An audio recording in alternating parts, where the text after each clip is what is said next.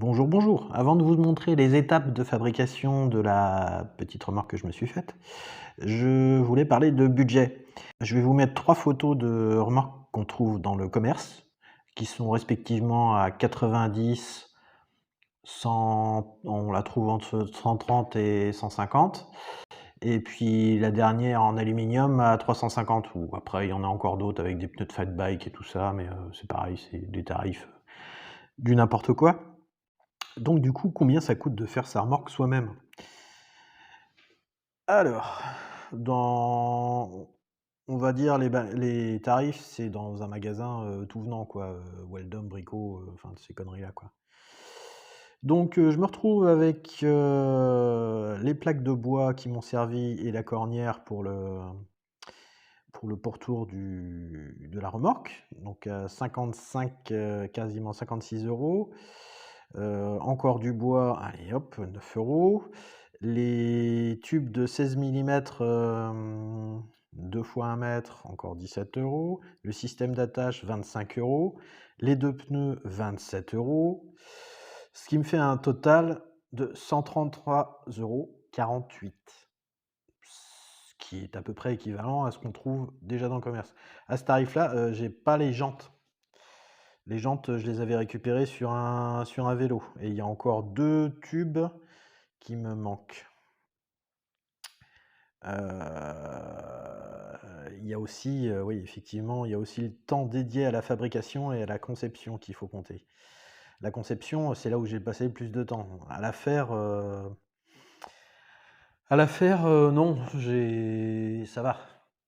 Le temps a été raisonnable, mais la conception, se poser, comment est-ce que je vais faire ci? Comment est-ce que je vais faire ça? C'est ça qui bouffe le plus de temps, quoi, clairement. Donc voilà, je commence par le plus chiant et puis, maintenant je vous laisse regarder.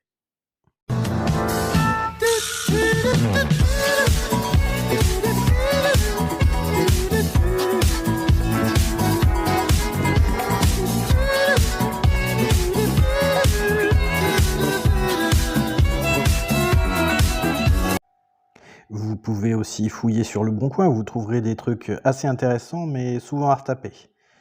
Après, il y a des fois, il y a des petites perles comme celle qui suit là. Ça vaut le coup.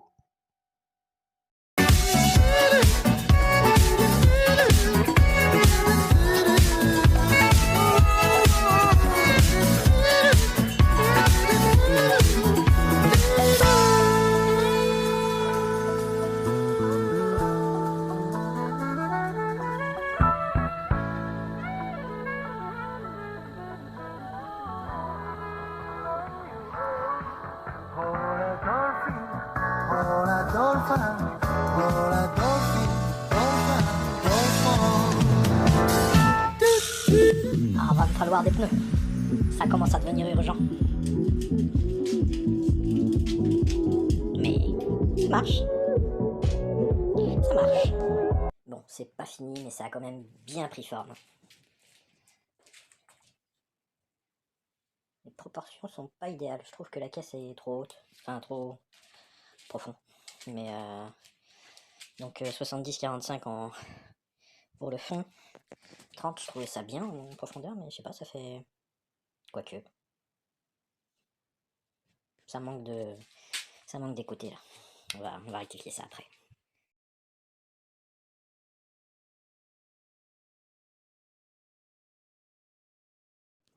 Donc l'attachée arrivée, elle va se fixer là, forcément.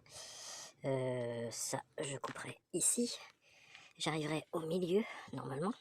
Et je ferai un cintrage, quand je serai arrivé vers le milieu, je ferai un cintrage par là, quoi. Un truc comme ça, quoi. Je vais essayer de le centrer au maximum.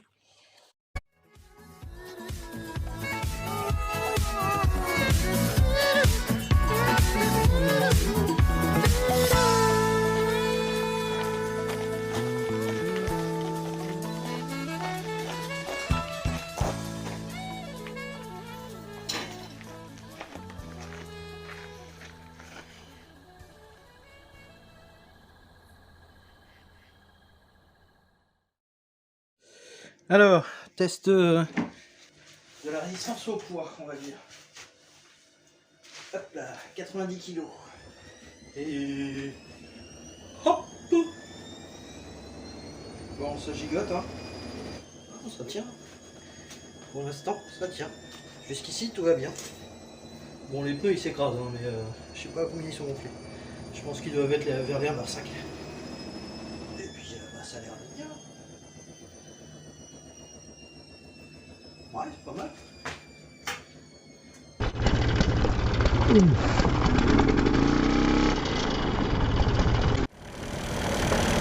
Ah, par contre, freiner du frein avant, c'est pourrise.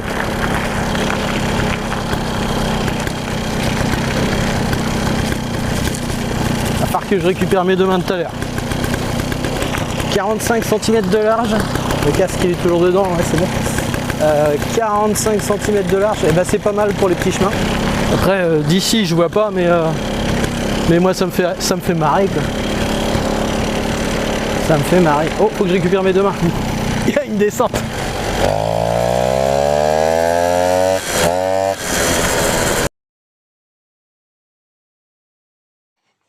Donc, bah, elle est bien avancée. J'ai fait les premiers essais routiers. J'avais fixé les planches juste avec un scotch histoire de qu'elle se barre pas quoi. Ici, c'est de la cornière de 20. La plaque du fond, elle fait 1 cm. Je me suis dit, bah, il reste 1 cm, ça va être assez.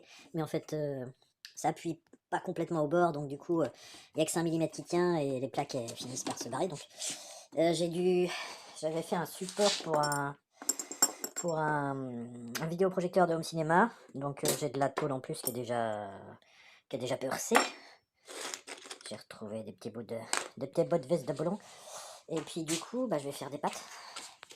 Comme il n'y a pas assez d'espace pour mettre une vis à tête plate bien large, parce que ça supporte très mal l'écrasement. Donc faut des têtes larges ou des rondelles quoi. Et il faut de la largeur quoi. Donc ici je vais mettre une petite patte en ferraille comme ça. Ici je vais en mettre une autre. Ici une autre. Ici une autre. Ici encore une. Hop là. Ici sur l'arrière, bah pareil. Ah non, là, ici ça va être une barre tout le long. Une barre de 2 cm de large, d'acier de 2 mm là. Et je vais en mettre encore une là, une au milieu, une là. Et puis, sur le côté, ici au milieu, il y a une barre plus épaisse qui va venir, qui va être prise. Enfin, une barre qui va être prise là et qui va redescendre là. Et donc, du coup, j'aurai un point là, un point en bas, des points sur les côtés. Donc là, normalement, ça devrait être bon. Après, peinture. Et puis après, vroom.